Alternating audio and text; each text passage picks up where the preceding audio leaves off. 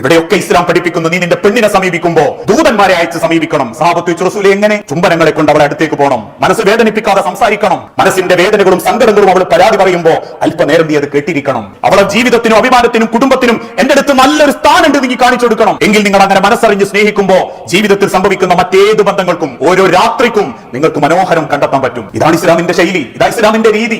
അതിനൊന്നും നമുക്ക് പറ്റുന്നില്ലേ? അള്ളാഹുവിന്റെ കൽപ്പന വന്നു, അങ്ങനെ ഒന്ന് മതി, ഒന്ന് തന്നെ ജീവിക്കണം, അതിലാണ് എന്റെ ബർക്കത്ത് എന്ന് ചിന്തിക്കുന്നുണ്ടെങ്കിൽ, ഇത് പറയുമ്പോൾ പലരും പറയാറുണ്ട് നിങ്ങൾക്ക് മാതൃക കാണിച്ചെടുത്തൂടെ, ഒന്നിൽ തൃപ്തനാണെങ്കിൽ പിന്നെ പോലെമാര് രണ്ടേട്ടി കാണിച്ചു കൊടുക്കണമെന്നൊന്നുമില്ല.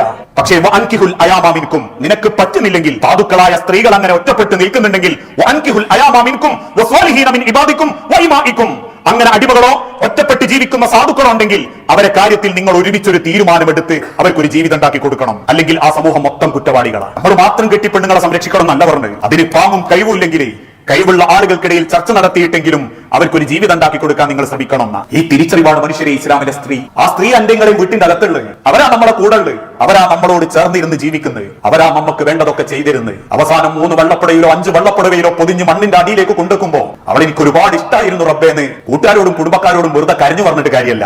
ആയുസുള്ളപ്പം പെണ്ണിന്റെ വില അറിയണം, ഒരു പെണ്ണിന്റെ സന്തോഷം അറിയണം, നെഞ്ചോട് ചേർത്ത് പിടിച്ച് സ്നേഹിക്കാൻ പറ്റണം. ആ സ്ഥാന ഇസ്ലാം എല്ലാ കാലഘട്ടത്തിലും കുടുംബത്തിന് നൽകിയിട്ടുള്ളത്. അങ്ങനെ ചിന്തിക്കുന്ന യഥാർത്ഥ മുഅ്മിനീങ്ങളാവാൻ അല്ലാഹു നമുക്ക് ഓരോരുത്തർക്കും തൗഫീഖ് നൽകി അനുഗ്രഹിക്കുമാറാകട്ടെ.